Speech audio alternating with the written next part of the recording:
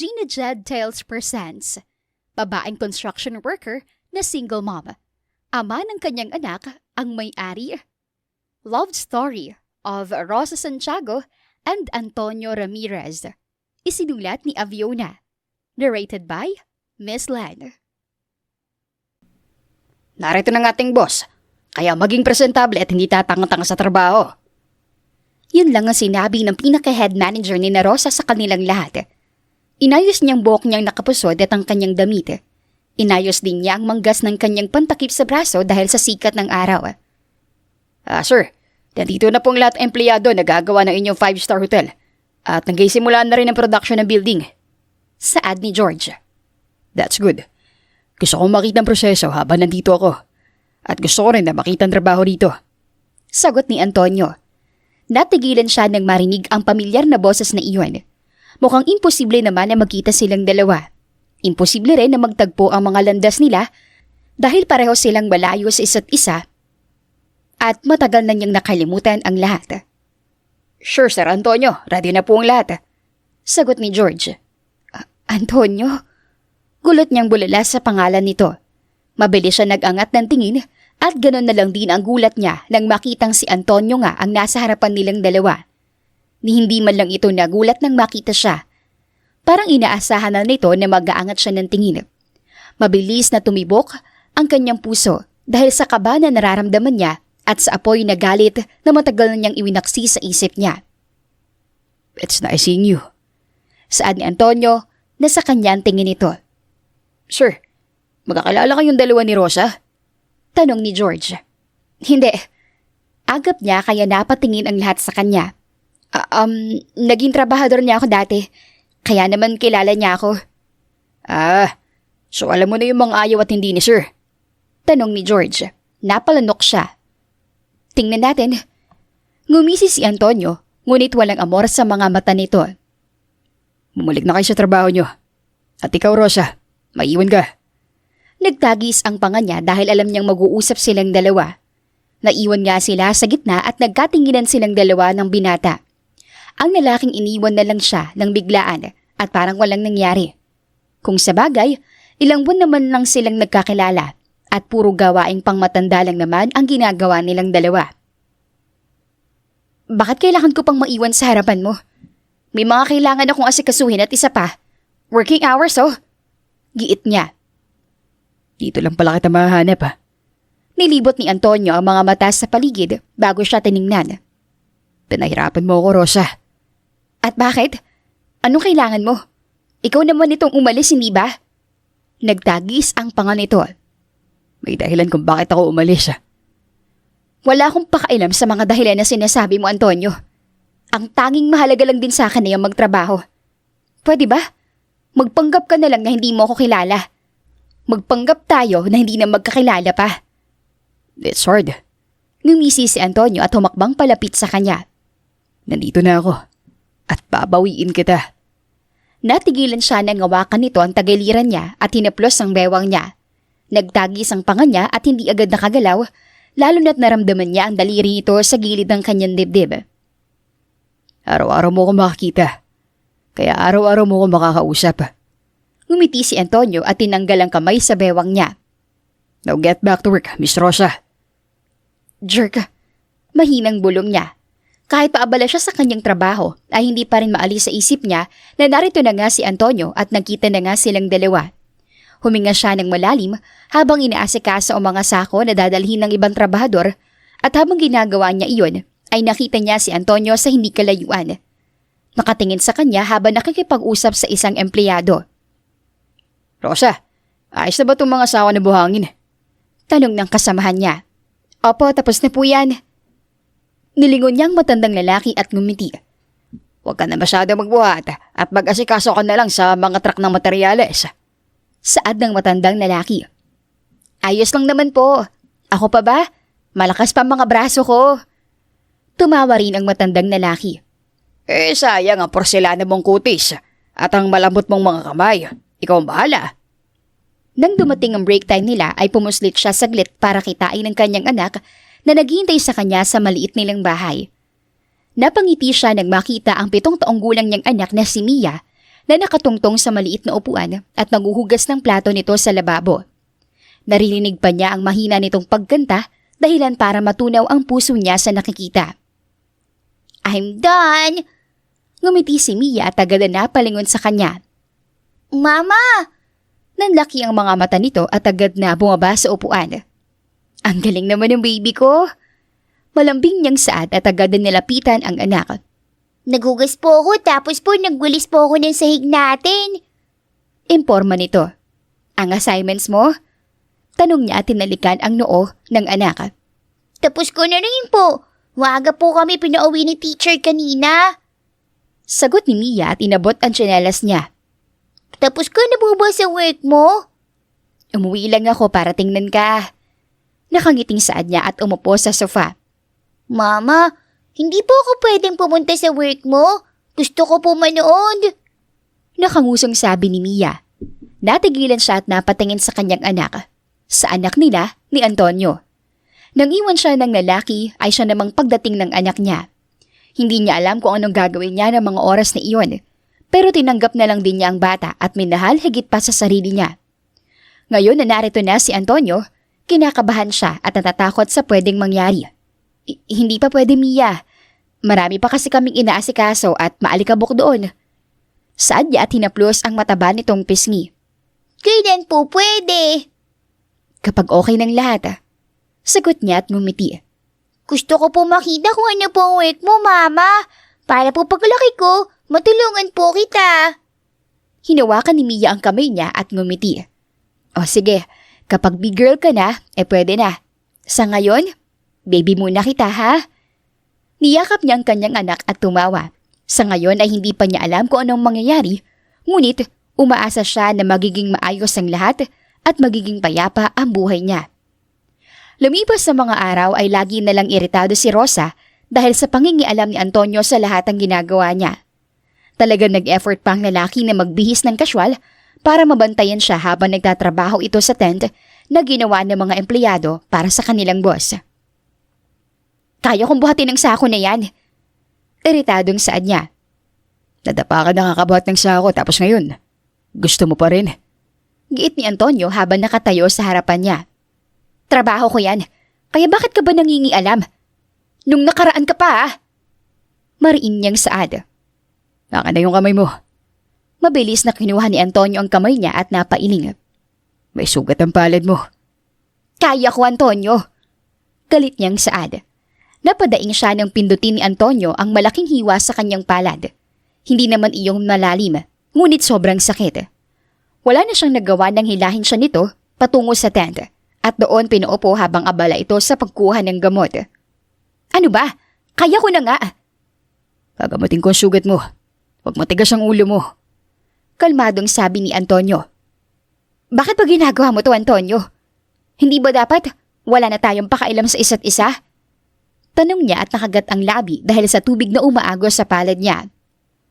"Boss mo ako at responsibilidad kita. Kung ano man ang mangyari sa trabahador ko, sagot ko." Saad ni Antonio at tiningnan ang palad niya.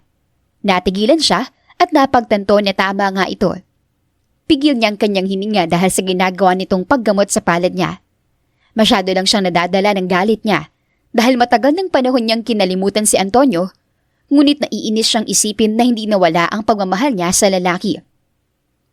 "Ang buong akala ko, sa kumpanya ka nagtatrabaho." Saad ni Antonio. "Sinadya kong hindi mag-apply sa kahit saang kumpanya." "Bakit? Dahil makikita mo ko?" Tanong ng lalaki at umupo sa tapat niya para lagyan ng band-aid ang palad niya. "Gusto ko ng payapang buhay. Gusto kong lumayo." "Kaya naisip mo mag-construction worker?" Tanong nito at pinagmasdan siya. "Marangal na trabaho naman ito, Antonio.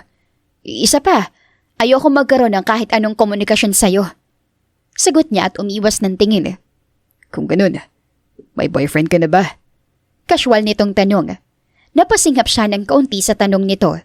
Hindi niya malaman kung talagang interesado pa ba ito sa buhay niya o ginagawa lang nito ang tungkulin bilang boss niya. Huminga siya ng malalim at agad na tumayo, ngunit naunahan siya ng pagpasok ni George. "Sir, ito na po yung lunch niyong dalawa." Saad ni George at tiningnan siya. Napakurap siya. Ha? Kaming dalawa? Oo, Rosa. Nagpabili si Sir Antonio ng pagkain yung dalawa eh. Sad naman ni George. Sabay kaming kakain? Wag na, no? Tsaka kaya ko namang kumain mag-isa. May dala akong baon. Git niya kahit ang totoo ay wala naman. Sabay na tayong kumain. Formal na sabi ni Antonio. Ngumiti si George at nilapag ang paper bag. Wala kang dalang lunch bag kanina, Rosa. Tiningnan nito si Antonio. Enjoy, boss. Nanlaki ang mga mata niya. Ang baklang yun? Kumain ka na. Kare-kareng binili ko. Walang peanut dahil allergic ka ron. Kalmadong sabi ni Antonio at binuksan ng paper bag. Nagtagis lalo ang panga niya at wala na siyang magawa kundi ang padabog na umupo at samaan ng tingin si Antonio na formal at kalmadong kumakain. Padabog niyang binuksan ng lalagyan ng pagkain bago siya kumain. Hindi mo sinagot ang tanong ko kanina. May boyfriend ka na ba? At kung meron, anong gagawin mo? Agawin kita sa kanya. Simpleng sagot nito. Talaga naisip mo pa yan? Natatawang tanong niya. So meron. Sino rito sa mga empleyado ko? Mariing tanong nito. Wala ka nang pakailam sa love life ko, sir. Ang mabuti pa, kumain ka na at nang matapos na rin ako. Nanliit ang mga mata ni Antonio. Tila nakita niya ang kanyang anak sa mukha ng lalaking nasa harapan niya. Kung pagtatabihin niya ang dalawa, ay para lang silang pinagbiyak na bunga kung pagmamasdan. Bigla ay nanumbalik sa kanya ang nakaraan nilang dalawa at ang pagbubuntis niya sa kanyang nag-iisang anak. Kumusta ka pala? Natuloy ba yung balak mo sa Spain? Tanong niya habang kumakain. Natuloy yung proyekto ko sa Spain.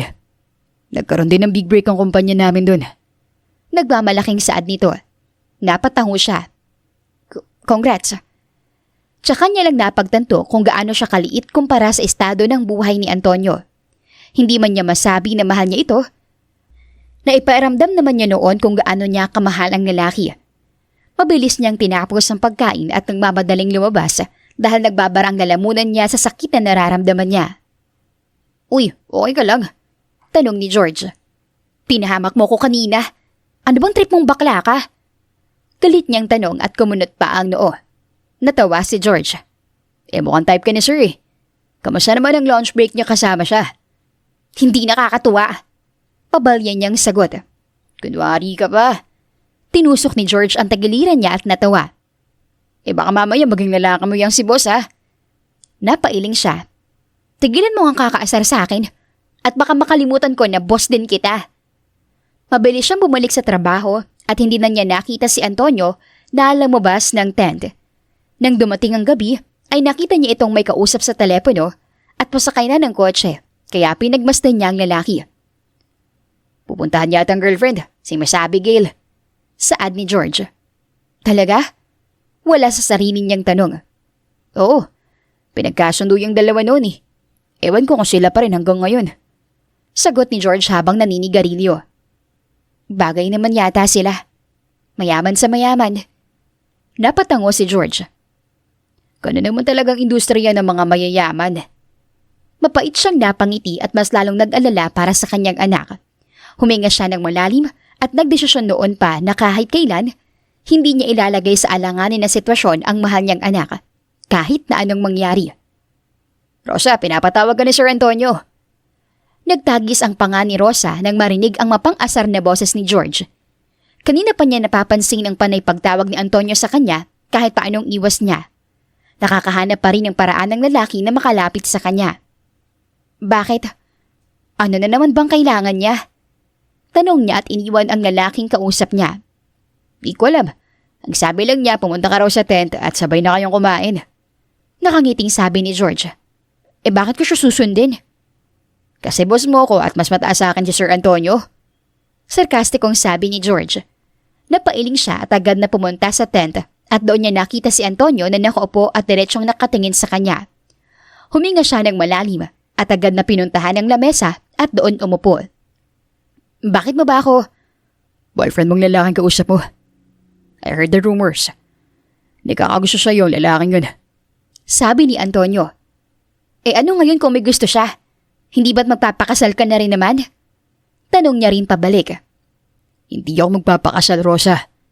Sinungaling. Narinig ko na mismo na magpapakasal ka. Kaya mo nga ako iniwan, hindi ba? Nakangiting saan niya at hinawakan ng kutsara. Hindi ako kailanman ikakasal sa ibang babae, Rosa. May iba pang rason, kaya ako naisip na iwan ka. Inusog nito ang plato ng ulam.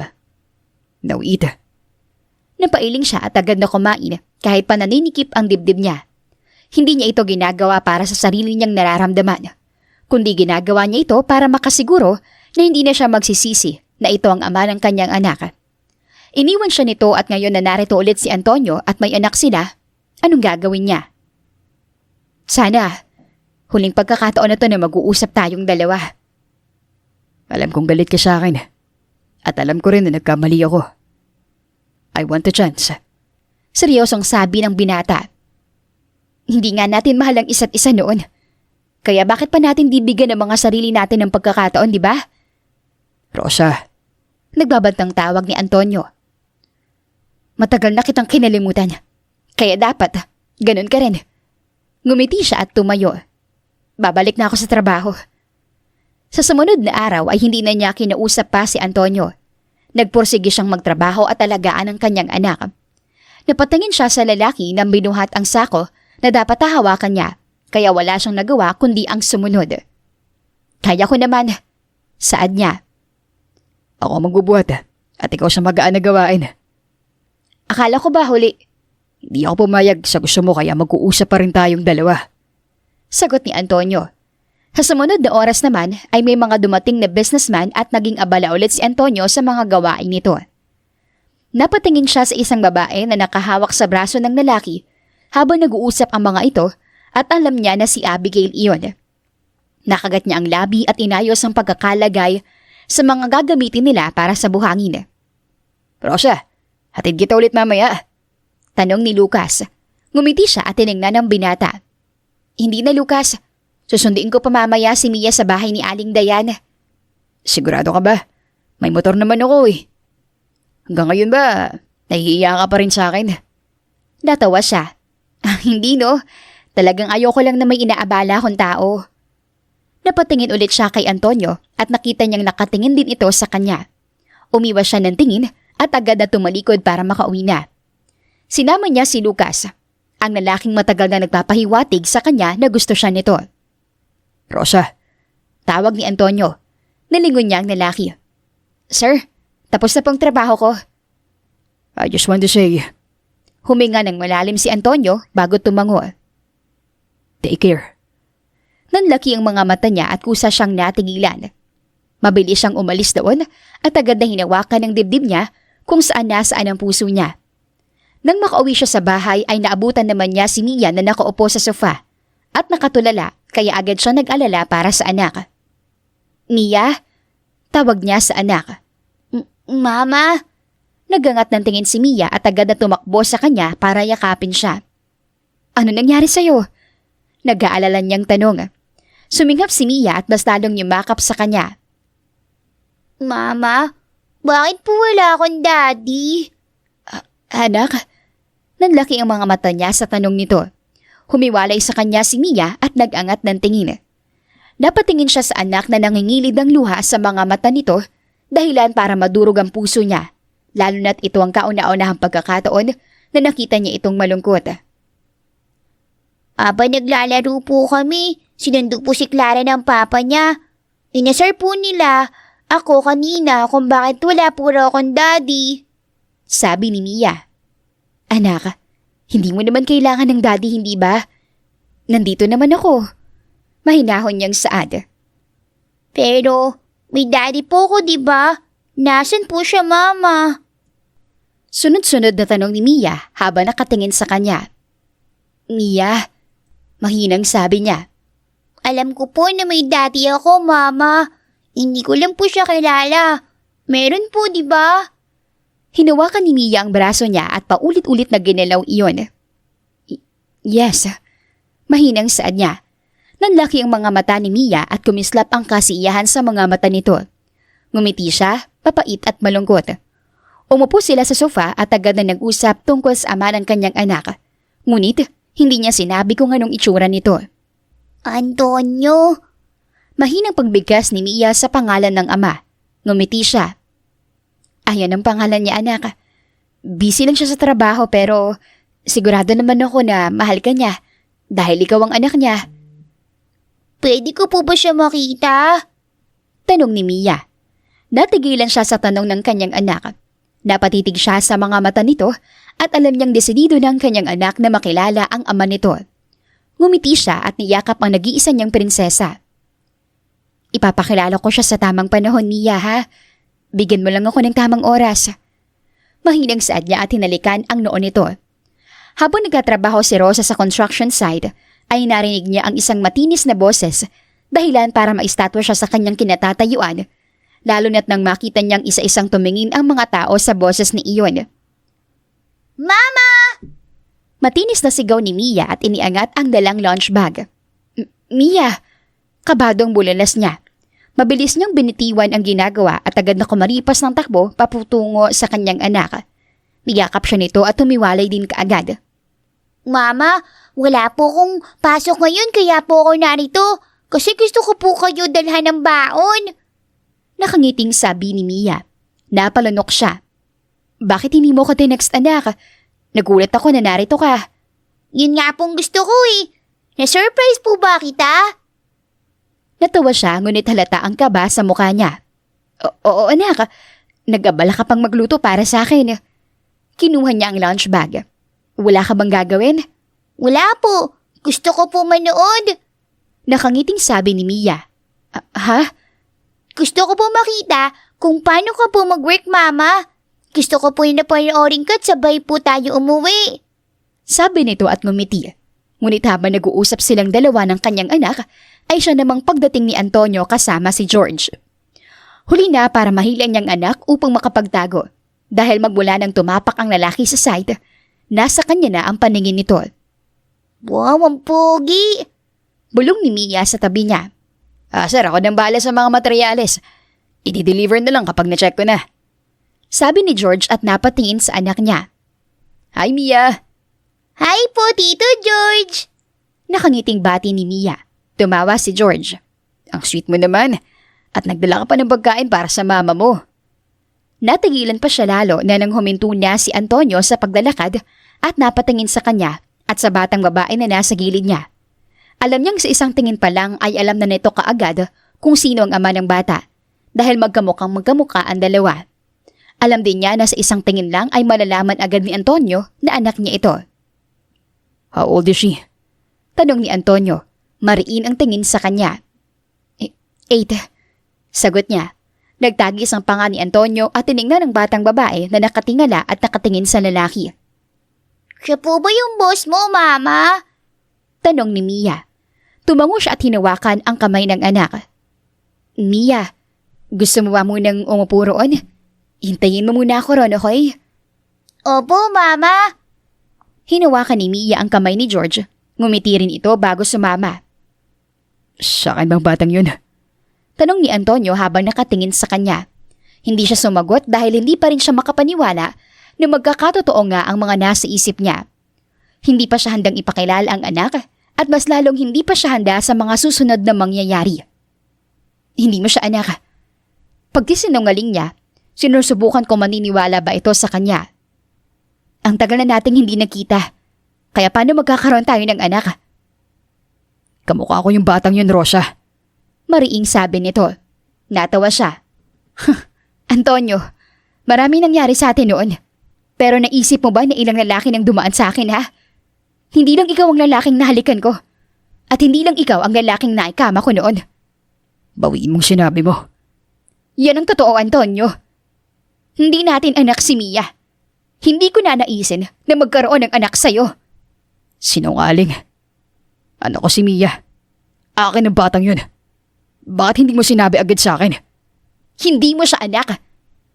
Anak kong batang yun, Rosa.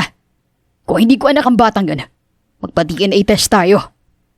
Natigilan siya at bahagyang kumalabog ang puso niya sa kaba. Lumapit sa kanya si Antonio dahilan para maging bato siya sa kinatatayuan niya dahil kilala niya ang lalaki. Gagawin nito ang lahat para malaman na anak nga nito si Mia. Alam kong anak kong batang yun, Rosa. Dugo ko ang nananalaytay sa kanya.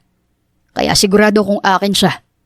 At kung sino man ang mga lalaking nakasama mo habang wala ako, siguraduhin mong maaangatan nila ako. Mariing bulong nito malapit sa tenga niya. Anong pakailam mo? Tanong niya. Mariin, galit ang boses. Mag-uusap tayong dalawa. At gusto kong makilala ang anak ko. Sinabi ko na, hindi mo siya anak. Don't lie to my face, Rosa. Akala mo ba talaga magaling kang magsinungaling? Hindi ka magaling magsinungaling. Alam mo yan. Kaya sa sumunod na oras ay hinayaan niya si Mia kahit pa gustong-gusto na niyang itakas ang anak. Nagulat siya nang tawagin ni Antonio ang anak niya at doon pinaupo sa tent nito kaya malakas ang kaba sa dibdib niya.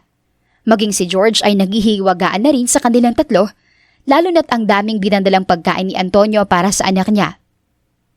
Kumain ka pa. Sabi ni Antonio kay Mia. Ang dami naman pong foods. Di ko naman po mauubos po ito, sir. Nakangiwing sabi ni Mia habang nakatingin sa mga pagkain. Napangiti si Antonio. Okay lang kung hindi mo maubos. You can take out these foods. Talaga po? Oo naman. Pinunasan ni Antonio ang gilid ng labi ng batang babae. Sa'yo lahat ng pagkain na nasa lamesa. Wow! Natawa si Mia at tumango. Thank you po, sir. Ang bait-bait mo po. Nakagat niya ang labi habang pinagmamasdan ang ama niya. Kitang-kita niya ang panginginig ng kamay ni Antonio sa tuwing nahawakan nito si Mia at nakakita rin niya ang pag-iingat nito sa anak niya na akala mo isang babasaging baso si Mia. Hindi niya akalain na magiging emosyonal siya kaya naman suminghap siya at nagpatuloy sa pagkain dahil sa nararamdaman niya. Bakit hindi na ako pwede magtrabaho rito? Maayos naman ang trabaho ko tapos pinapalipat mo ako sa office. Umagang-umaga ay inis na kinausap ni Ross ang kanyang boss na ngayon ay kalmadong nakaupo sa opisina nito sa construction site. Hindi niya maintindihan dahil ilang araw na siyang hindi pinapakilos at kung ituring ay parang importanteng tao siya. Rosa, sinusunod ko lang utos ni sir. Hinawi ni George ang bangs nito at ngumiti sa kanya. Utos na pagbawalan ako? Hello, trabaho ko to.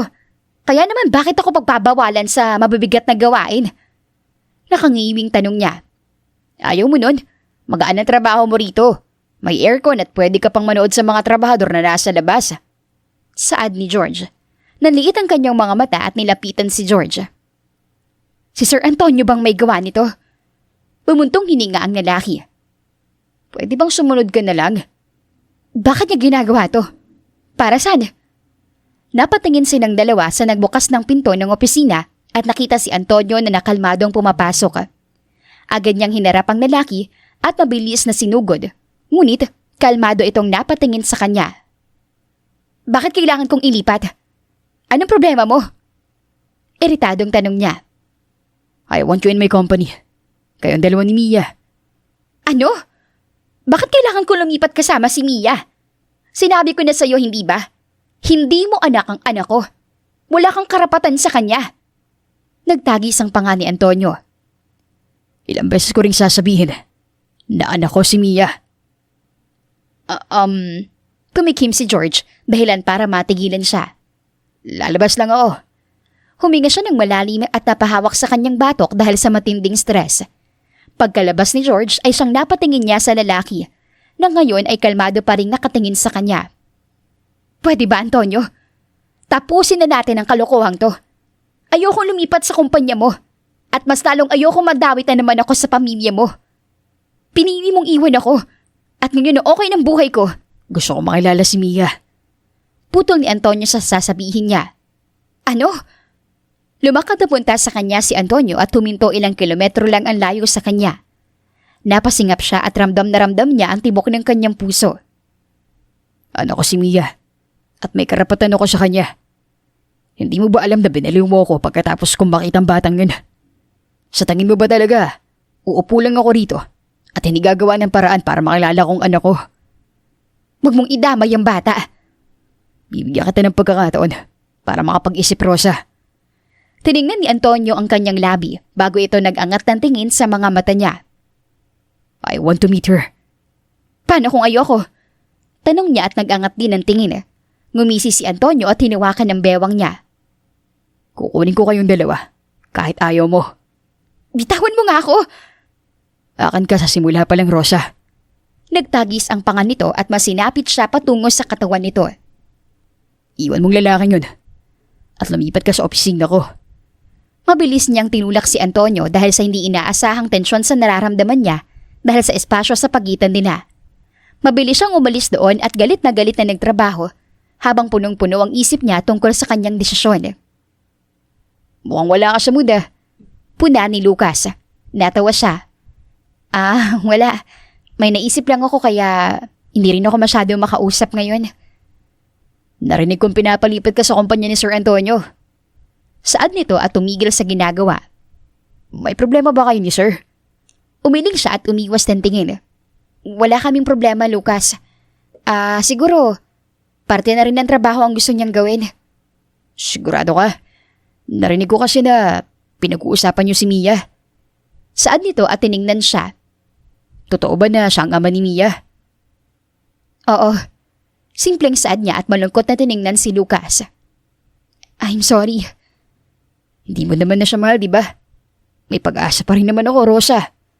Sabi ni Lucas at hinawakan ang kamay niya. Kinagat niya ang labi at hindi niya maiwasan na makaramdam ng lungkot dahil alam niyang matagal nang umaasa si Lucas sa sagot niya. Alam niyang matagal na talaga itong naninigaw sa kanya at matagal na rin itong nagpapahiwatig sa kanya. Naiintindihan ko, Rosa. Biglang saad ni Lucas. Lucas, tawag niya. Tumango ang binata at napakamot sa batok nito. Ayos lang, Rosa. Naalala ko rin na sinabi mo sa akin na gusto mong bigyan si Mia na kumpletong pamilya. Nakakagulat lang na si Sir Antonio yung ama niya. Masaya ako para sa'yo. I'm sorry. Hinawakan niyang braso nito. Tumango lang si Lucas at agad na umalis sa harap niya. Bumalik siya sa trabaho ngunit ang isip niya ay lumulutang dahil sa sinabi ni Antonio. Tiningnan niya ang lalaki na nakatingin sa kanya habang kinakausap si George. Kaya mabilis siyang umalis doon at pinuntahan ang kanyang anak sa bahay. Mama! Nakangiting sabi at tawag ni Mia. Ngumiti siya. Hi baby! Tiningnan niya ang kalat sa mesa, mga art materials at ilang coloring pencils. Arts? Opo, gusto po ni teacher na gumawa kami ng dream po namin. Nilagay ko po na gusto ko maging nurse. Gusto ko po makatulong sa mga bata po. At sa mga pasyente na kailangan po ng tulong. At gusto ko po na maging proud sa akin si Daddy kaya pag po nagkita kaming dalawa. Marahang sabi ni Mia. Anak, gulat niyang bulalas. Kapag po nagkita kami ni Daddy, sasabihin ko po sa kanya na gusto ko maging nurse. Gusto ko po makita niya na marami po akong pangarap. Saad ni Mia at bumalik sa ginagawa nito. Nangilid ang luha sa kanyang mga mata dahil sa sinabi nito. Gusto niyang umiyak dahil natutuwa siya kay Mia dahil bata pa lang ito ay gusto na talaga nitong makilala ang anak. Bibili tayo ng dress. Biglang sabi niya dahilan para mapalingon sa kanyang anak. Ipapakilala kita sa daddy mo. Kabado at hindi mapakali si Rosa habang naghihintay silang dalawa ng kanyang anak na si Mia sa loob ng VIP room ng isang high-end restaurant. Huminga siya ng malalim at nahintulang dahil sa pagbukas ng pinto at niluwanon si Antonio na nakasuot pa ng isang business attire. Tito Antonio? Gulat na tawag ni Mia. Ngumiti ang lalaki at nilapag ang dalawang bouquet ng bulaklak sa lamesa. Hi, pretty. Tiningnan siya ni Antonio. Salamat at pumayag ka. Hindi to para sa akin. Para kay Mia to. Huminga ng malalim si Antonio at umupo sa tapat ng kanilang upuan. Tiningnan siya ni Mia, ngunit ngumiti lang siya at naghintay ng tamang pagkakataon para magsabi ng mga gusto niyang sabihin sa kanyang anak. Mamimit ko na po ba si Daddy, Mama? Tanong ni Mia at paniantingin sa kanya. Nasaan po siya? Tumikhim siya at tiningnan ng lalaki na nagpapaayos ng upo bago niya sinilip ang kanyang anak na nakatingin kay Antonio. Sa pagkakataong ito ay hindi niya akalain na darating ang araw na maipapakilala niya si Mia sa tunay nitong ama. Mia, anak. Mama? Tawag pabalik ni Mia at nilingon siya. Ngumiti siya at hinawakan ang kamay ng kanyang anak. Siya si Antonio na sinasabi ko sa'yo.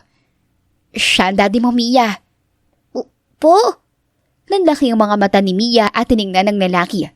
Hinaplos niya ang kamay ng kanyang anak. Matagal na kami magkakilala ng daddy mo. Pero may mga hindi inaasahang pangyayari kaya kailangan niyang mag-work sa malayo. Hindi ko nasabi dahil hindi ko rin inaasahan na uuwi siya.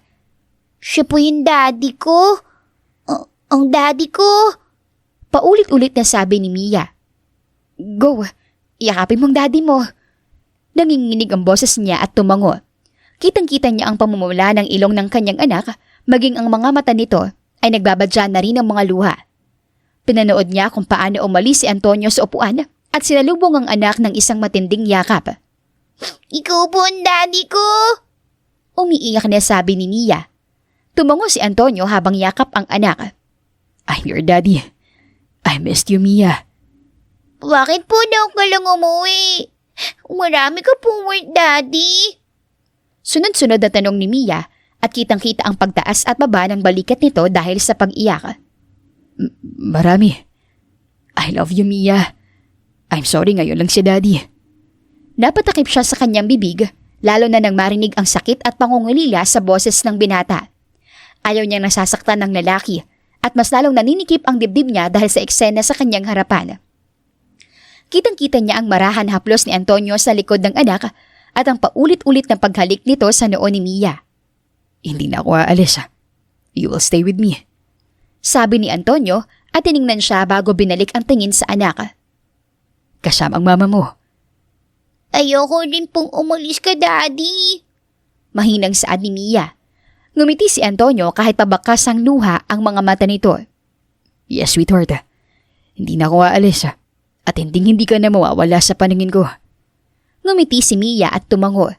Promise po yan, ah. Promise. Tiningnan siya ni Antonio at tumango ito sa kanya.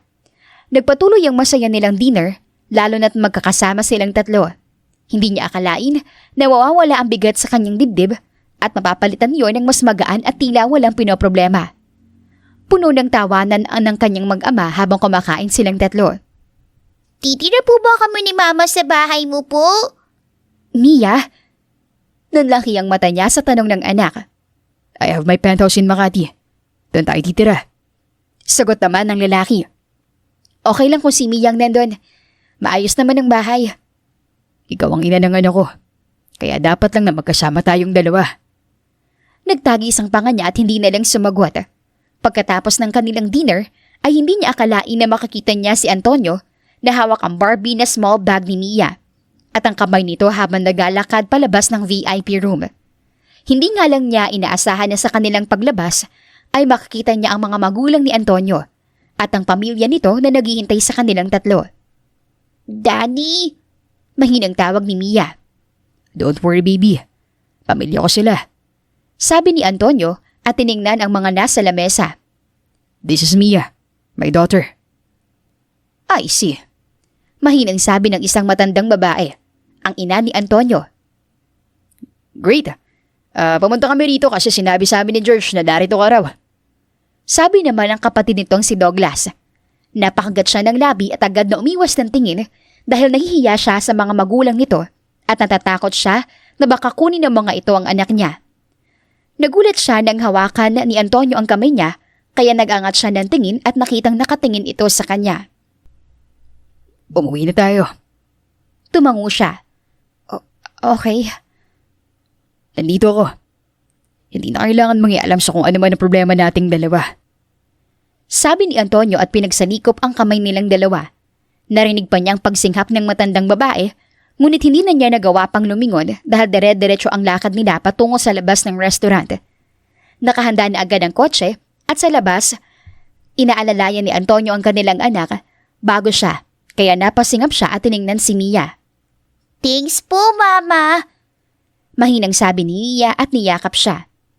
Tinupad mo po yung wish ko. Ngumiti siya at hinaplos ang braso nitong nakapakupulupot sa kanyang dibdib. Sinabi ko naman na sa'yo na lahat gagawin ko para lang mapasaya ka.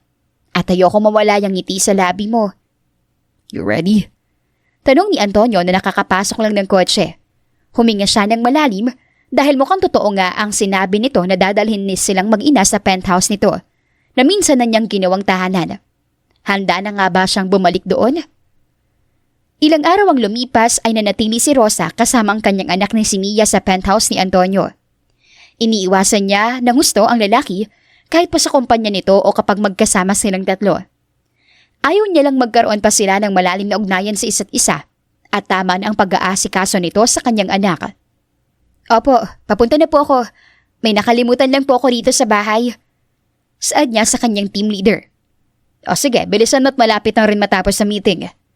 Sagot ng kanyang kausap. Ngumiti siya. Okay, ma'am. Napatingin siya sa pinto ng penthouse bago siya pumasok sa loob. Nakangiti pa siya nang pumasok siya, ngunit natigilan siya nang makita si Abigail na nakatalikod at nakatingin sa mataas na building sa malaking glass window. Anong ginagawa mo rito? Kalmadong tanong niya. Ako dapat ang magtanong niyan, Rosa. Sagot ni Abigail at dahan-dahan na humarap sa kanya. Anong ginagawa ng isang katulad mo rito sa pamamahay ni Antonio?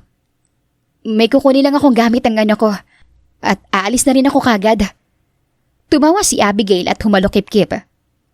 Hindi ko alam na ganyan ka kadesperada. Na umabot pa sa punto na rito ka na tumira kasamang anak mo. Ganyan ba talaga kapag galing sa squatter? Kung kani-kanino kumakabit para lang makakuha ng pera? Alam mo, hindi ko alam kung anong sinasabi mo. Saad niya at kinuha ang lunchbox ng kanyang anak. Come on! Tumawa si Abigail at tiningnan siya. Alam mo kung anong sinasabi ko. At alam mo rin kung anong ibig kong sabihin. Akala mo ba na porke may anak ka ay tatanggapin ka ng mga magulang niya? Or even his family? Alam nating dalawa kung anong realidad. At alam din nating dalawa kung hanggang saan ka lang. Nandito ako para suportahan ang anak ko, Abigail. Karapatan niyang magkaroon ng ama. At obligasyon kong iparamdam sa kanya yon. Kaya huwag kang mag-alala. At hindi ko inaagaw sa'yo si Antonio. Alam ko. Ngumiti si Abigail.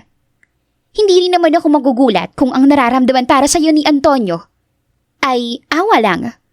Para na rin sa anak mo. You know him. Respetadong tao si Antonio at may isa siyang salita. Kaya hindi na rin bago sa kanya na akuin ng anak mo. Kahit pa wala na siyang nararamdaman para sa'yo. Dahil ang totoo, dinampot nito ang bag. Laruan ka lang niya. At pampainit ng kama niya sa tuwing nangangailangan siya. Nagtagis ang panga niya at pinigilan ng sarili na makapagsalita ng masama. Hanggang sa makaalis si Abigail ay nanatili siya nakatayo roon bago siya nakatanggap ng tawag. Kaya dali-dali siyang umalis. Pasensya na't na-late ako. Saad niya kay Antonio. Okay lang. Hindi pa naman nagsisimula. Sagot ng lalaki at tiningnan siya. Are you okay? Bakit hindi mo na lang kami ibalik ni Mia sa dati naming bahay? Bakit kailangan pang malaman ng mga tao rito na may anak tayong dalawa? Pwede naman kitang bigyan ng karapatan kay Mia at pwede... Napasingap siya ng hawakan ni Antonio ang bewang niya dahilan para mapatigil siya at mahugot ang hininga niya. Nagkatinginan silang dalawa at halos gahibla na lang ang layo ng kanilang labi sa isa't isa. Hindi ka aalis. At mananatili kayong dalawa sa poder ko. Saad ni Antonio habang mariin na nakatingin sa kanya. Pero okay naman na kayo ni Mia. At sa tingin ko, natupad ko na rin naman ang gusto ng anak ko. Saad niya habang bahagyang kumakawala sa hawak ni Antonio. Ramirez ang dugon dumadaloy kay Mia. Siya ang tagapagmana ko. Kaya hindi magandang basta na lang siya sa kalsada. Lalo na't alam kong kung gaano kadelikado ang mga businessman sa mundong to. Please, I want the both of you to stay with me. Saad ni Antonio at tinaplos ang bewang niya. Mr. Ramirez. Pukaw ni George at awkward na ngumiti sa kanila.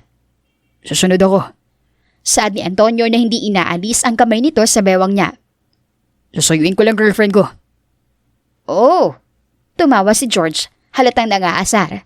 Okay sir, Hintayin ka namin sa meeting room. Mabilis niyang itinulak si Antonio na seryosong nakatingin sa kanya. Naaalala lang niya ang sinabi ni Abigail, kaya natatakot siya na magkaroon muli ng lamat ang relasyon nilang dalawa. Huminga siya ng malalim at tiningnan ang lalaki. Mabilis silang nagtrabaho sa munod na oras, habang iniisip niya ang mga nararamdaman niya para kay Antonio. Lunch daw kayo, sabi ni Sir Antonio. Sabi ni George. Aha? Sige, papunta na. Ngumiti si George at tumango sa kanya. Swerte mo. Pumunta siya sa opisina ni Antonio at nakitang naghihintay doon ang lalaki. Tahimik siyang umupo at kumain habang nag-iisip sa mga sinabi ni Abigail. Bakit ang tahimik mo? Puna ni Antonio. Wala naman, may iniisip lang ako. Bumuntong hininga si Antonio. Alam mo, pwede ka magsabi sa akin ng nararamdaman mo. I want to have a connection with you, Rosa. Para saan pa? Dahil gusto ko maging maayos tayong dalawa. At gusto ko makapag-usap tayo ng mahinahon. Ang tanging gusto ko lang sa ngayon ay ipakita na seryoso ko sa pamilya natin. At lalong-lalo na sa'yo. Antonio, ang tanging alam ko lang ay ginagawa lang natin ito para kay Mia. Hindi ko alam na kailangan natin gawin to para sa mga sarili natin. Gusto ko magkabalikan tayong dalawa, Rosa. Mariing sabi ni Antonio at tiningnan siya. Gusto ko maging maayos ulit ang relasyon nating dalawa. Kaya please, bigyan mo ko ng chance para maipakita sa iyo na seryoso ko. Nakagat niya ang loob ng kanyang pisngi habang pinagmamasdan ang kutsara na hawak niya. Hindi niya alam kung bakit pabilis ng pabilis ang tibok ng puso niya. Para siyang hinihele sa lambing ng boses ni Antonio, ngunit hindi niya maipagkakaila na may epekto pa rin ang lalaki sa buong sistema niya. Gusto ko maging maayos kami ng ina ng anak ko. I want a relationship with you, Rosa. So bad. Seryosong sabi ni Antonio. Habang lumilipas ang panahon ay mas lalo lang nararamdaman ni Rosa ang malalim na koneksyon niya kay Antonio. Hindi niya akalain na sa nagdaang araw at buwan ay magiging maayos silang dalawa, ngunit alam niyang may kapalit ang lahat ng kasiyahan sa mundong ito. Antonio, talaga magpapakasal kayo nitong si Rosa? Hindi ba masyado pang maaga para sa inyong dalawa? I mean, may anak nga kayo pero... Mom, buo na ang desisyon ko. Matagal na rin naman natin itong pinag-aawayan. At ngayon na narito nga si Rosa at ang anak ko. May karapatan na rin ako ipaglaban silang dalawa. Malamig na sabi ni Antonio. I thought, may malalim kayong relasyon ni Abigail. Recently lang kayo nagkita ng babaeng yan. Kaya bakit hindi natin idaan sa... Papakasalan ko si Rosa. At magiging tagapagmana ko si Mia. Mariin at galit na sabi ni Antonio. Sinusunod kong lahat ng gusto mo. Lalo na magkaroon ka ng sakit. Kahit na masakit para sa akin na iwan si Rosa noon, para sa kalagayan mo ginawa ko pa rin. At ngayon na nagkaroon na kami ng maayos na ugnayan. Ngayon mo pa ba ako bibiguin, Mom? I did everything for you. Natigilan siya, gulat sa sinabi ng lalaki upang ipagtanggol siya. Alam niyang noon pa man ay ayaw na sa kanya ng ina ni Antonio at alam niyang noon pa man ay gumagawa na ito ng paraan para maghiwalay silang dalawa. Antonio! Halatang kabado ang matandang babae. Mananatili sila sa tabi ko. Kahit anong mangyari. Pagod na akong sundin ang utos mo, Mom. I love Rosa. So much. Ngayon pa na may anak na kaming dalawa. Hindi ko po hahayaan na malayo sa akin na mag-ina ko. Dahil buhay ko sila. Parte sila ng pagkatao ko. Kung kailangan kong isukong titulo ko para lang pumayag kang ikasal ako, gagawin ko. Marahan at desididong sabi ni Antonio. Anak! Saway ng ama ng lalaki. Antonio, tawag niya dahil sa kaba. Pakiramdam niya ay kailangan niya ring magsalita para suportahan ang sinasabi ni Antonio. Hinawakan niya ang kamay nito sa ilalim ng lamesa at nagkatinginan silang dalawa bago niya matapang na hinarap ang matandang babae. Mahal ko po si Antonio. Higit pa sa buhay ko, madam. Alam ko, ayaw niya sa akin dahil mahirap lang ako at hindi bagay sa estado ng buhay ng anak ninyo. Ngunit sana maintindihan niyo rin kung bakit ko to ginagawa. May anak po ako, si Mia. Gusto ko siyang bigyan ng kumpletong pamilya. Bagay na hindi ko naranasan noon. Pero hindi ba sapat na nariyan ang anak ko? Bakit kailangan niyo pa magpakasal? Segunda ng matandang babae. Dahil gusto ko pong magkaroon ng masayang pamilya si Mia. Simpleng sagot niya at ngumiti. Pasensya na po kung ito lang ako. Tumawa siya ng mahina. Pero hindi po ako mukhang pera. At mas lalong hindi ko po kailangan ng pera ni Antonio. Pwede pang ano ko dahil karapatan niya yun. Mom, kung hindi ka man daw pumayag, papakasalan ko si Rosa. She will be Mrs. Ramirez. But if you don't agree, Nilapag ng lalaki ang wallet at ilang ATM cards sa lamesa, maging ang black card nito. Hindi ko na kailangan pang ipaliwanag ang sarili ko. Antonio! Tumaas ang boses ng matandang babae at nangilid ang luha sa mga mata nito. Maging siya ay kabado dahil nakita niya ang pagsuko ni Antonio sa kung ano nga ba talaga ito. Naisip niya na hindi nila kailangan ng pera. Ngunit, iba pala talaga ang pakiramdam kapag pinaglalaban ka ng mahal mo. Tiningnan niya si Douglas na mukha nag-enjoy manood ng drama sa hapagkainan. Huwag mong gawin ito sa amin, anak. Saad ng ina ni Antonio. Ngumiti ito. Ayoko pong magkaroon ng stress si Rosa. Sa kung tanggap ba siya ng pamilya ko o hindi. Ayoko pong masaktan siya, Mom. At ayoko rin magkaroon siya ng isipin kung gusto mo ba siya o hindi. Nagulat siya nang tumayo si Antonio kaya tumayo na rin siya. Tiningnan niya ang umiiyak na matandang babae habang inaalo ito ng matandang lalaki. Tiningnan niya si Douglas na tumangulang at itinaas ang baso ng wine bago ito ngumiti sa kanya. Antonio, marahan tawag niya. Hayaan mo lang si Mommy. Soon, may isip niya rin na mahal kita. At mag-rebelde lang ako sa kanya kapag hindi niya ako pinayagan. Sabi ni Antonio habang naglalakad sila palabas ng mansyon. Pero baka mas lalo siyang... Hinarap siya nito at hinawakan ang mga kamay niya. Nasabi ko na mga gusto kong sabihin, Rosa. Gusto kong magkaroon ka ng kapayapaan dyan sa puso mo. Nang sa ganun, makapagsimula tayo ng dalawa, ng bago. Ngumiti siya at napatango. Salamat. At ipinaglaban mo ako at si Mia. Pamilya ko kayong dalawa. At ilang taon kong hindi nakasamang anak ko. Hinaplos ni Antonio ang pisngi niya. I love you, Seb. Mahinang saad niya at tiningnan ang mga mata ng lalaki. Mas lalong lumawak ang ngiti sa labi ng lalaki habang nakatingin sa kanya. Para siyang nakalutang sa ere at hindi matigil sa pagkalabog ang puso niya dahil sa lakas ng emosyon na bumabalot sa puso niya. Bahal na bahal din kita. Emosyonal nitong saad. Ngumiti siya. Sasama ko kahit saan ka pupunta. Sasama kami ni Mia. Pero ipangako mo sa akin na hindi mo iiwan ang pamilya mo. Ayoko ng ganun, Seb. Umiiling siya bilang pakiusap sa lalaki. Tumango ito. Promise. Ngumiti siya at niyakap ang lalaki. Ramdam niya ang init ng yakap nito sa kanyang katawan dahilan para mas lalo siyang mapangiti. Hindi ko na ulit hahayaan na basta na lang diktahan ng kahit na sinong buhay at desisyon ko. Kayong unahin ko palagi. Kayo palagi, Rosa. Ngumiti siya. Ikaw rin ang pipiliin namin ni Mia. Mas lalo niyang hinigpitan ang yakap sa binata at napangiti. Hindi magbabago. Nabuo at kumpleto tayo sa paglaki niya. With high honors, Mia Grace Ramirez. Nanlaki ang mga mata ni Rosa nang marinig ang pangalan ng kanyang anak na kabilang sa may parangal. Hindi niya iyon inaasahan dahil wala namang sinabi si Mia tungkol sa mga award nito.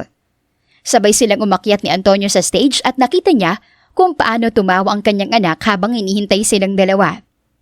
Ikaw hindi mo sinabi sa akin na may award ka pala. Saad niya habang hawak ang medalya. Tumawa si Mia sa reaksyon niya. I-surprise ko po sa inyo, Mama at Daddy. Tiningnan nito ang ama. Proud kami sa'yo ng mama mo. Marahang sabi ni Antonio at tinalikan ang noo ng bata. Masaya niyang isinabit sa leeg ng anak ang medalya at sabay silang tumingin sa kamera ng nakangiti. Niyakap niya ang kanyang anak at sabay-sabay silang bumaba habang inaalalayan siya ni Antonio. Hanggang ngayon, hindi pa rin siya makapaniwala na talagang graduated na ang kanyang anak sa elementary. At soon, magkakaroon na rin siya ng high school. Tingnan mo nga naman si Mio. Nakangiting saad niya sa lalaki. Ang laki na ng baby ko. I'm so happy for her. Saad naman ni Antonio. Talaga nag-aaral siya ng mabuti dahil gusto niya maging proud ka sa kanya, Antonio. Alam mo ba, gusto niya maging businesswoman. Saad niya habang pinapanood ang anak. Really? Tanong ni Antonio. Tumango siya. Namana niyang kagustuhan na magtayo rin ng sariling kaharian, Seb. Natawa silang dalawa at nagkatinginan. Sabay nilang pinanood si Mia na makihalubilo sa mga kasama nito. Huminga siya ng malalim at naisip ang magandang buhay nila ng kanyang anak habang kasama si Antonio. Hindi pa rin siya makapaniwala na buo silang tatlo at nalalapit na rin ang kasal nila ng lalaki. Wow! May celebration po sa bahay natin, Daddy. Tanong ni Mia habang nasa backseat ng kotse. Tumango si Antonio. Naghanda kami ng mami mo na magandang party para sa'yo.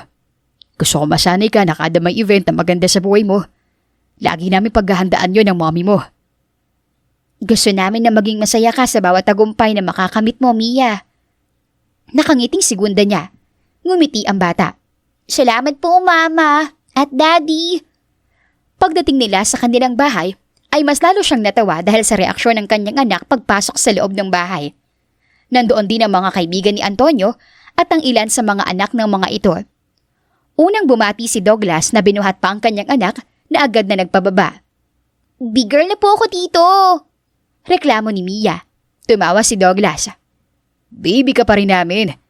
Saan ka na maging big girl kapag may boyfriend ka na? Hindi siya pwede magkaroon ng boyfriend. Saway ni Antonio na napatingin sa kapatid.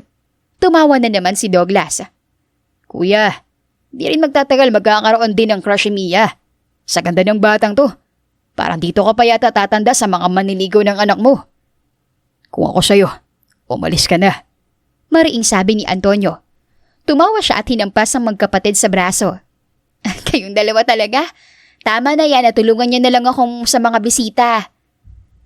Ngunit hindi niya akalain na habang nag-aasikaso siya sa mga bisita, ay makikita niya sa dagat ng tao ang ina ni Antonio. Kausap nito ang mga nag-aasikaso sa catering foods para sa mga bisita at ito pa mismo ang tumitikim sa mga pagkain.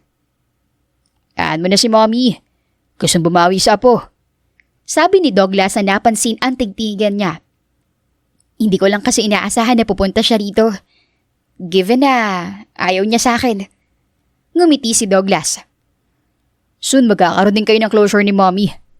Sa ngayon hayaan mo muna siya na maging lola sa apo niya. Lalo na't si Mia yung unang yung apo sa pamilya namin.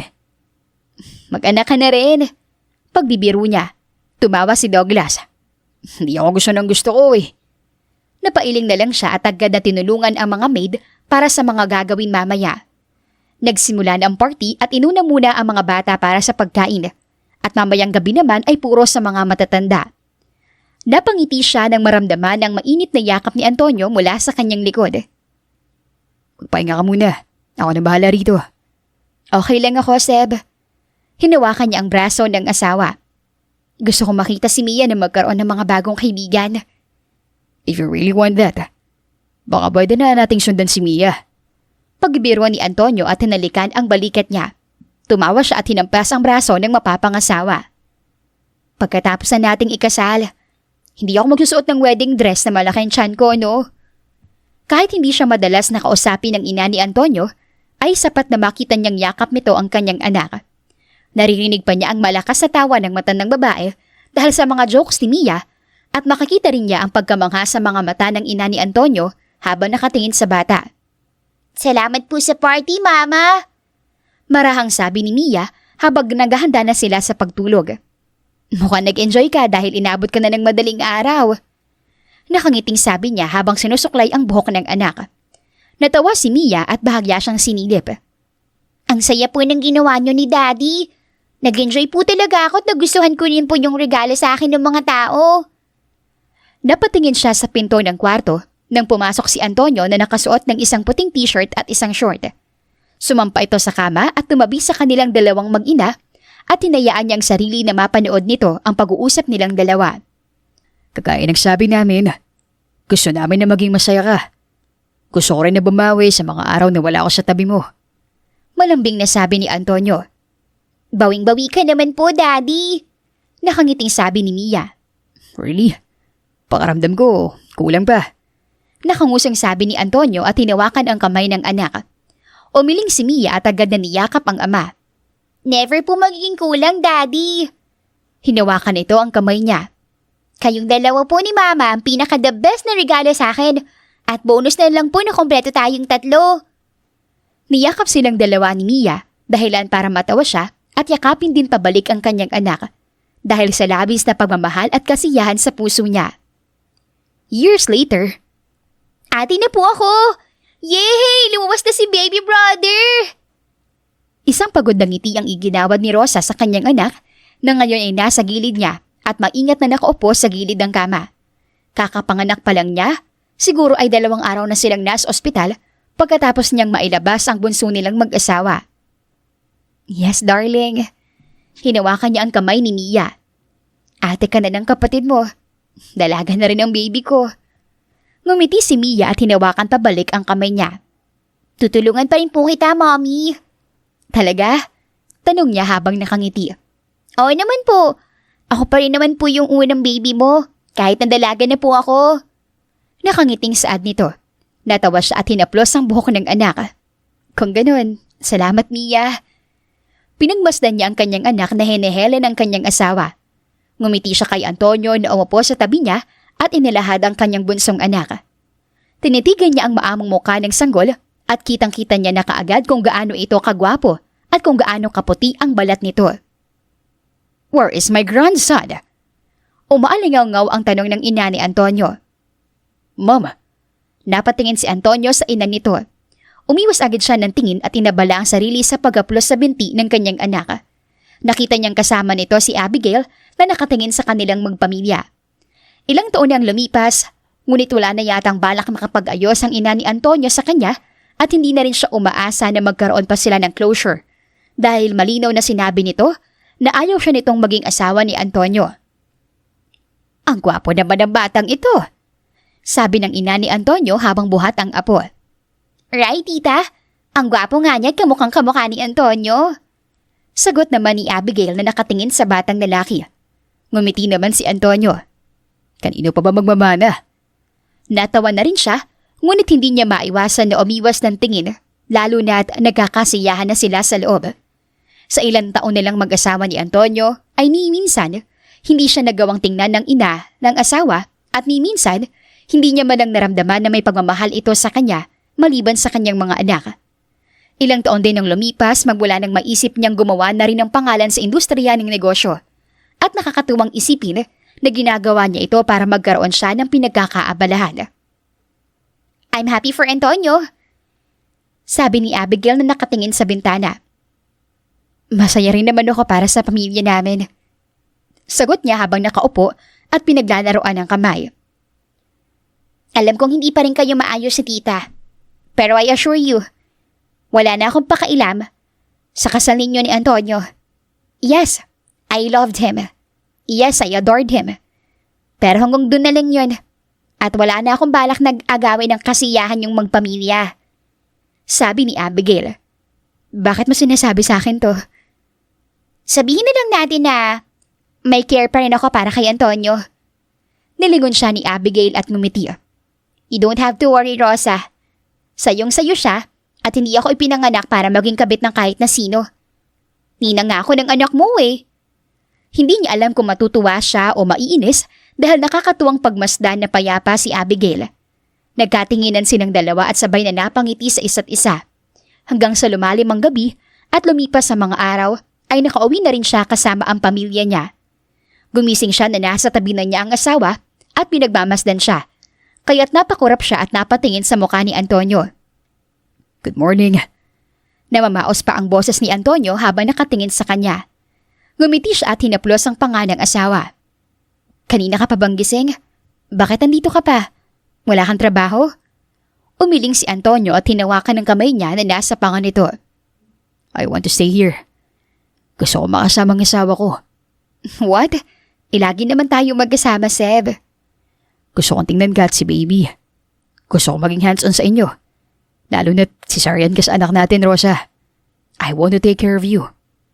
Pinagmasdan niya ang asawa at sa ilang taon nilang kasal ay napagtanto niya na talagang mas maganda na mahal ka ng lalaki.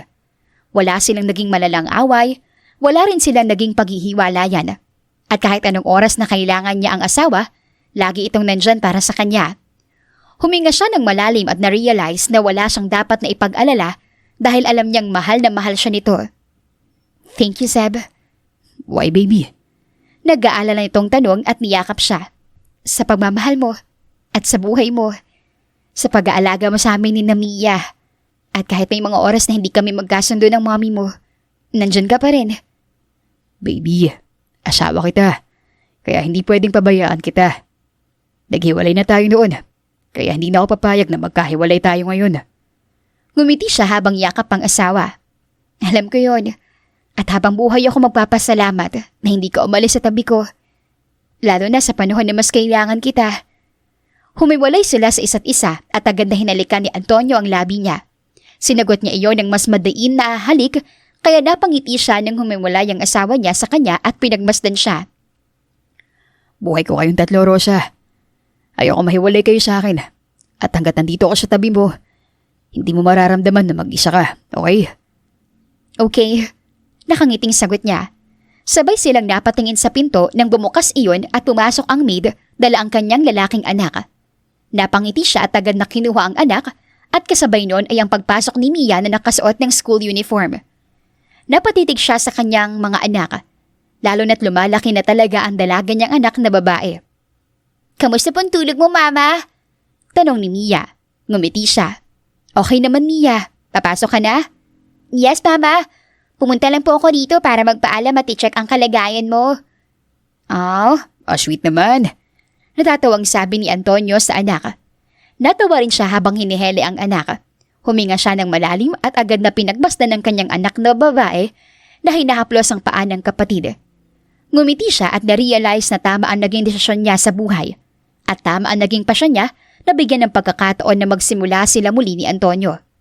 Hindi niya siguro mararanasan ng ganitong klase ng pagmamahal kung nagmatigas siya at ngayon habang buhay siya nagpapasalamat dahil nagkaroon siya ng tamang desisyon sa buhay at ngayon masaya siyang kasal sa nag-iisang Antonio Ramirez. Wakas. Malayo ka man, mahal, lagi mo tandaan. Hindi magbabago, pag-ibig ko'y sa'yo lamang.